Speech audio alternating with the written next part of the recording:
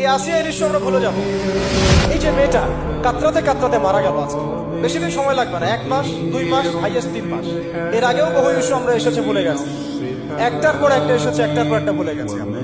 আপনারা দেখে নিয়েন 3 মাসের মধ্যে এই মেয়েটাকে সবাই ভুলে যাবে এবং যাবো ভবিষ্যৎ। লিখে নেন আপনারা, এই বাচ্চার কথা কেউ মনে রাখবে না, এই বাচ্চাটার কথা কেউ মনে রাখবে না।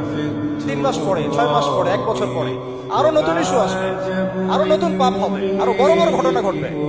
এরপরে মানুষ এই বাচ্চাটাকে ভুলে যাবে। এই বাচ্চাটাকে তার মৃত্যু যন্ত্রণা বলতে পারবে, তার সম্মানহানি বলতে পারবে, তার পিতা মাতাকে বলতে পারবে। এখন প্রশ্ন হচ্ছে, তার পিতাকেও যদি আমরা জিজ্ঞাসা করি, ইসলামে রেপের শাস্তি হচ্ছে মৃত্যুদণ্ড, আর ব্যভিচারের শাস্তি হচ্ছে অর্ধেক কোমর পর্যন্ত পুঁতে পাথর নিক্ষেপ করে হত্যা করা।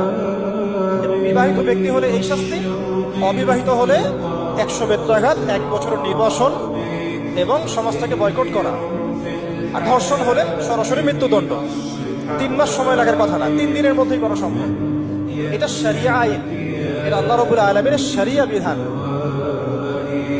এখন তারাও কি এটাতে রাজি হবে? যারা শোক প্রকাশ করছেন তারা কি এই বিধানটা কার্যকর করতে রাজি হবে?